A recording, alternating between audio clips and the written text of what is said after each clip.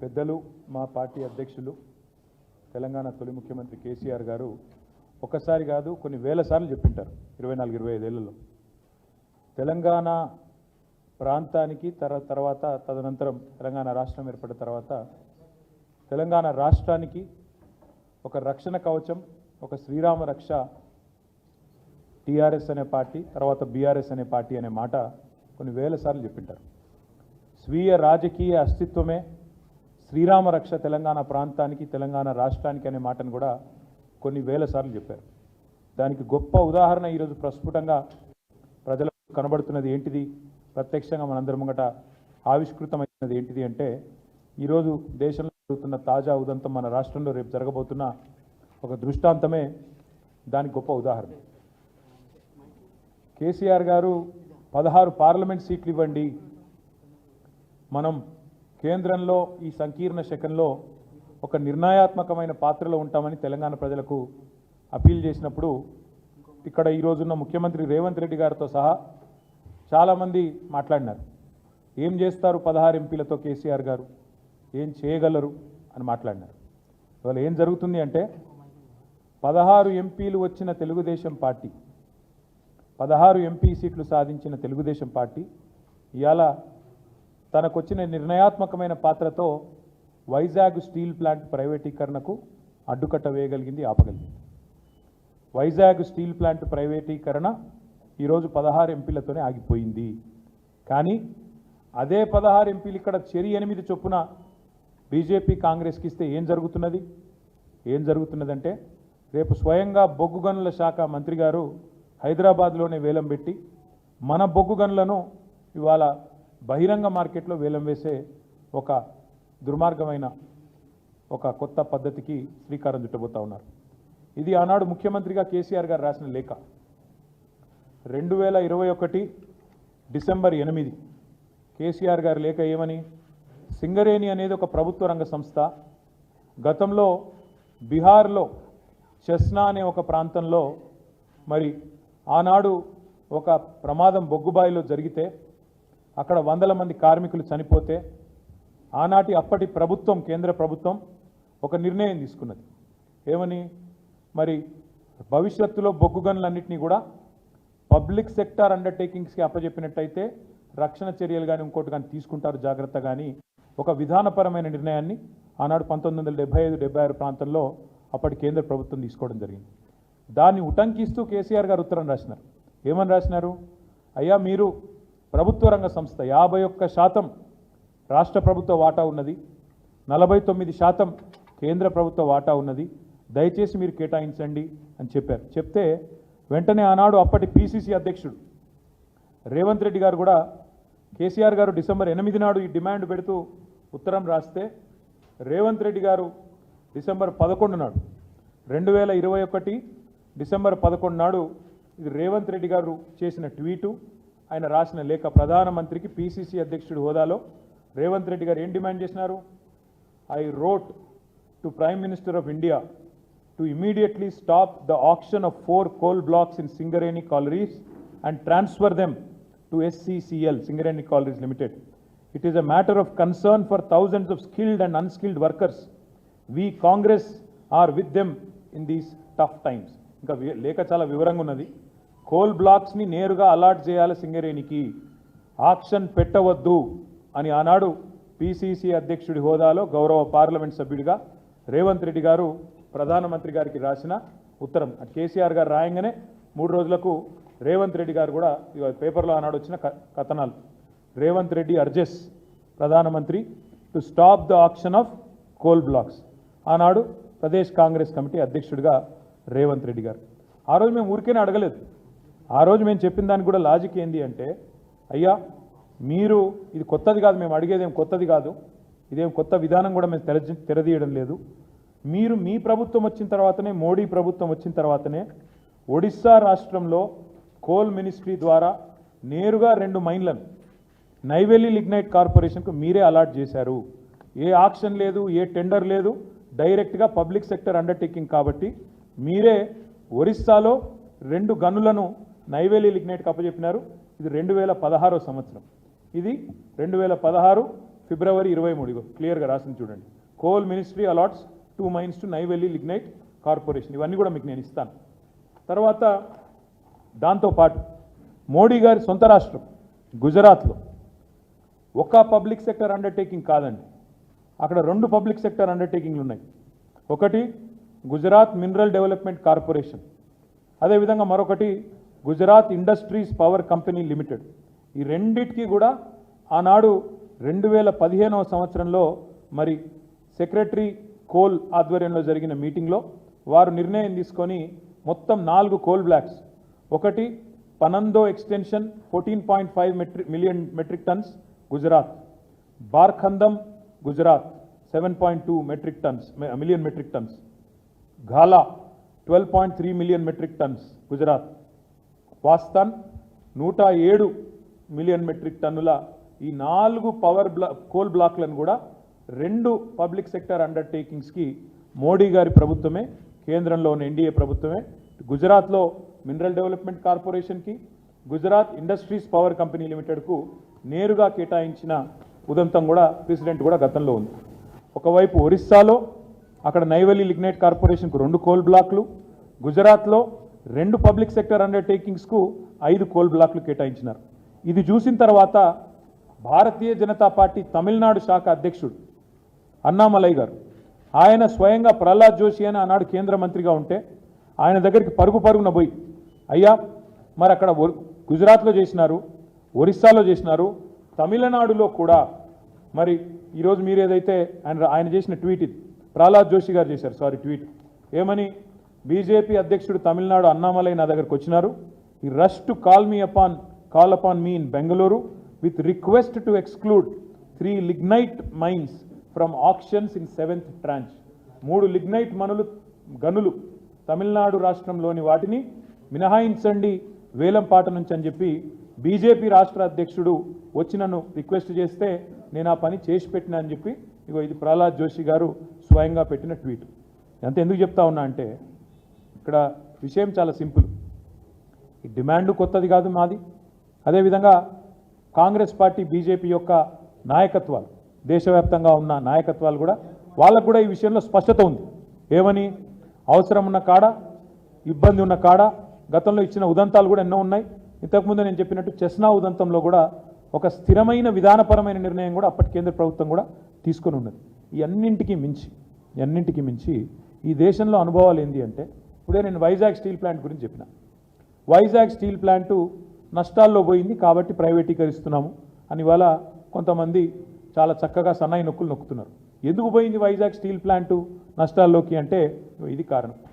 ఎందుకు అంటే బైలదిల్లా అనే ఒక గని ఛత్తీస్గఢ్లో ఉంటుంది. దాన్ని మాకు క్యాప్టివ్ ప్లాంట్ కింద కేటాయించండి అని వైజాగ్ స్టీల్ ప్లాంట్ అడిగితే దాన్ని కేటాయించకుండా దాన్ని అదానీ గారికి ఆక్షన్లో అప్పచెప్పింది కేంద్ర ప్రభుత్వం. ఏమైంది దానివల్ల? వైజాగ్ స్టీల్ ప్లాంటు ఒక గని లేకపోవడం వల్ల, క్యాప్టివ్ గని లేకపోవడం వల్ల, ఎందుకంటే వైజాగ్ దగ్గర ఎక్కడా కూడా దగ్గరలో 100 కిలోమీటర్ల దూరంలో కూడా ఎక్కడా కూడా నిజానికి గనులు లేవు, ఐరన్ ఓర్ మైన్స్ లేవు. Nearest is Bailadila. ఇది మాకు కేటాయించండి, మేము బతుకుతాము, మేము పబ్లిక్ సెక్టర్ అండర్టేకింగు, మా దానిలో రిజర్వేషన్లు ఉంటాయి, ఎస్సీ ఎస్టీ పిల్లలకు ఉద్యోగాలు వస్తాయి, పబ్లిక్ సెక్టర్ బలపడితే ప్రభుత్వం బలపడ్డట్టు, దేశం బలపడ్డట్టు, జాతి సంపద పెరిగినట్టు మాకు అలాట్ చేయండి అని నోరు నెత్తి బాదుకున్నా వాళ్ళకు అలాట్ చేయలే. ఆక్షన్లో పాల్గొనండి, తెచ్చుకోండి అని చెప్పిండ్రు. అల్టిమేట్గా ఏమైంది? దాంతో బైలదిల్లా పోయింది, ప్రైవేట్ రంగంలో ఉండే అదానికో బొదానికో పోయింది. పోయినాక ఏమైంది? ఇవాళ వైజాగ్ స్టీల్ ప్లాంటు నష్టాల్లో పడ్డది. నష్టాల్లో పడ్డాక ఇవాళ ఏమంటున్నారు? నష్టాల్లో పడ్డది కాబట్టి ఇప్పుడు అమ్ముతున్నాం అంటున్నారు. అంటే ఇదంతా ఎందుకు చెప్తున్నా మీకంటే, రేపు సింగరేణి విషయంలో కూడా ఇదే రకమైన వ్యూహం అవలంబించడానికే ఉద్దేశపూర్వకంగా జరుగుతున్న కుట్ర ఇది. ఉద్దేశపూర్వకంగా సింగరేణికి కోల్ బ్లాక్స్ కేటాయించకుండా సింగరేణి కూడా వేలంలో పాల్గొనండి అని సన్నాయి నొక్కులు నొక్కే కిషన్ రెడ్డి కానీ, అదేవిధంగా ఇవాళ ఆయనకు వంత పాడుతున్న బీజేపీ కానీ ఒక మాట చెప్పాలి. ఏమైంది మరి రేవంత్ రెడ్డి గారి లేక? రేవంత్ రెడ్డి గారి వ్యతిరేకత ఎందుకు మాయమైంది? 2021 డిసెంబర్ 11 నాడు కోల్ బ్లాక్స్ కేటాయించండి సింగరేణికని డిమాండ్ చేసిన రేవంత్ రెడ్డి గారు పీసీసీ ప్రెసిడెంట్గా ఇలా ఏం మారింది? ఎందుకు ముఖ్యమంత్రిగా మీరు ఆ వేలం పాటలో మేము పాల్గొంటాము అనే మాట చెప్తా ఉన్నారు? బీఆర్ఎస్ రక్షణ కవచం అని నేను ఊరికే అనడం లేదు.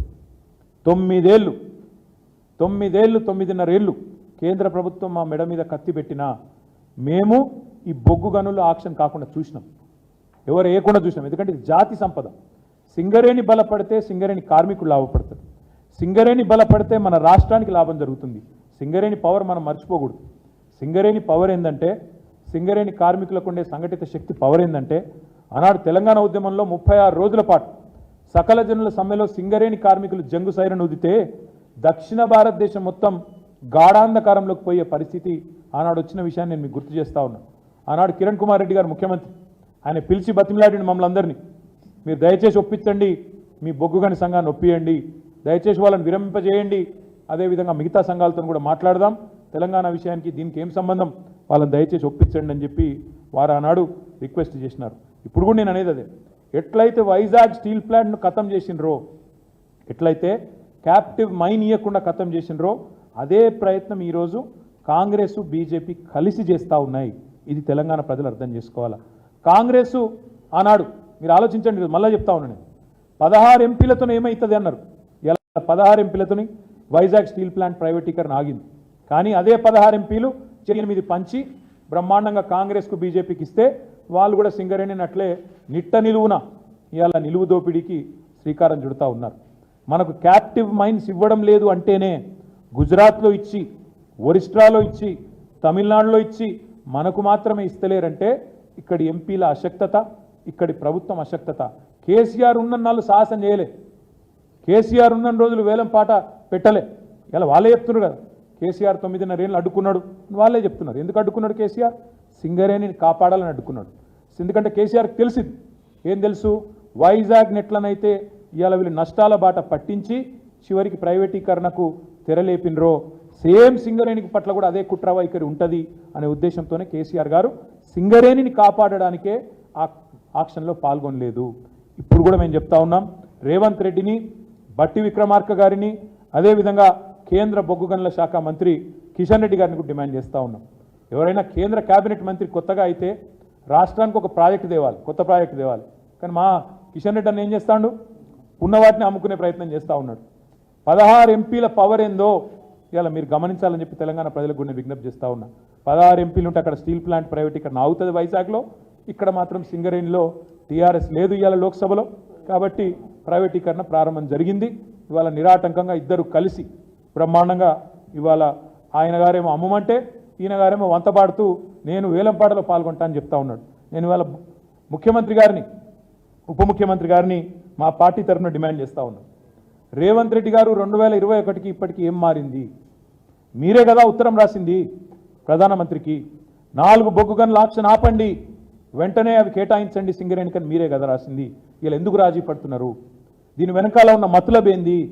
కేసుల భయమా, లేక ఇంకేమైనా భయం ఉందా? రేవంత్ రెడ్డి గారు చెప్పాలని చెప్పి సింగరేణి కార్మికుల పక్షాన, తెలంగాణ ప్రజల పక్షాన ప్రధాన ప్రతిపక్ష పార్టీగా మేము డిమాండ్ చేస్తూ ఉన్నాం. 100 ఏళ్ల పైగా చరిత్ర ఉన్న సింగరేణిని ఇలా బొందబెట్టే ప్రయత్నం ఏదైతే చేస్తూ ఉన్నారో తప్పకుండా బీఆర్ఎస్ పార్టీ దీన్ని అన్ని రూపాల్లో కూడా ప్రతిఘటిస్తామనే మాట కూడా నేను మీకు విజ్ఞప్తి చేస్తూ ఉన్నా. ఇవాళ 8 మంది ఎంపీలను ఇచ్చినారు తెలంగాణ ప్రజలు భారతీయ జనతా పార్టీ. మీరు ఇచ్చే రిటర్న్ గిఫ్ట్ ఇదా? మీరు ఇచ్చేది మా తెలంగాణ బొగ్గు గన్లను, 10 ఏళ్ల పాటు కేసీఆర్ కాపాడిన బొగ్గు గన్లను మీరు అమ్మడము, వేలంపాట్లో పెట్టడమే మీరు ఇచ్చే రిటర్న్ గిఫ్టా? దయచేసి ఆలోచించాలని చెప్పి కూడా నేను కోరుతా ఉన్నా. అభ్యంతరం పెట్టాల్సిన రాష్ట్ర ప్రభుత్వం, గతంలో అభ్యంతరం వ్యక్తం చేసిన పిసిసి అధ్యక్షుడు, ఇవాళ ముఖ్యమంత్రిగా ఉన్న వ్యక్తి ఎందుకు ఆహ్వానిస్తున్నాడు? కాంగ్రెస్ పార్టీ పెద్దలు కూడా ఈ విషయంలో చెప్పాలని చెప్పి కూడా నేను డిమాండ్ చేస్తూ ఉన్నా. ఆనాటికి ఈనాటికి ఏం మారింది?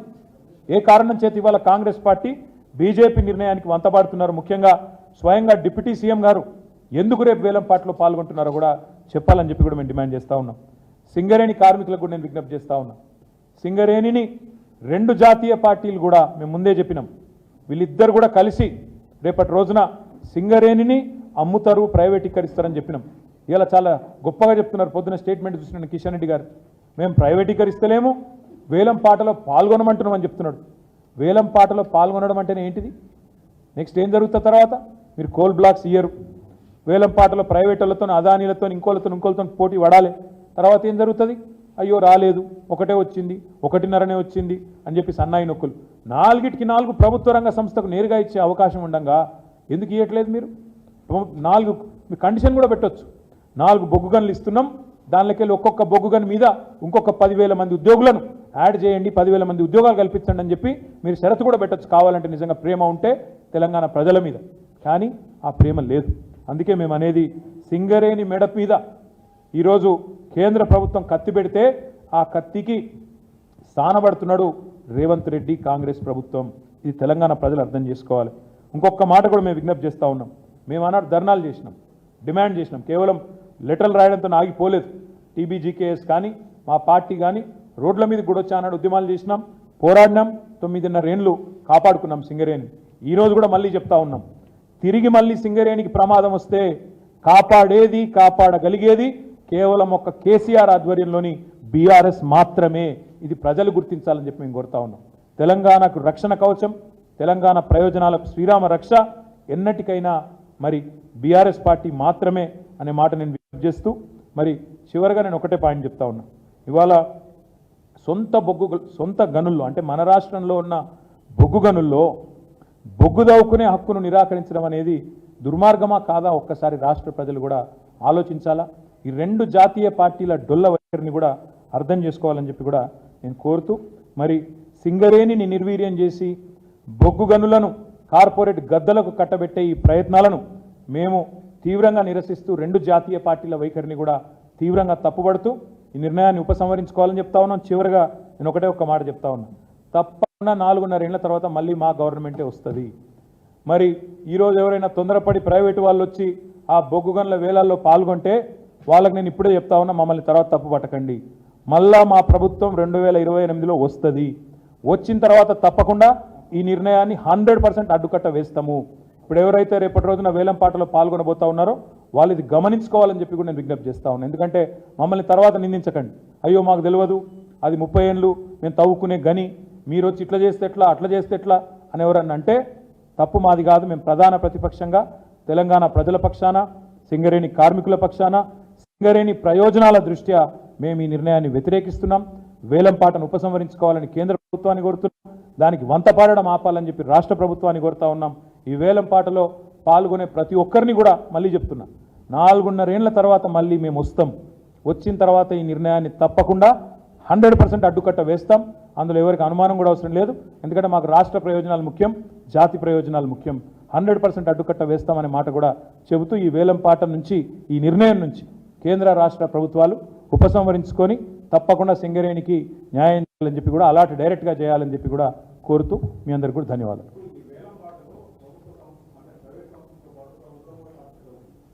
ఎందుకు పాల్గొనాలా ప్రభుత్వం?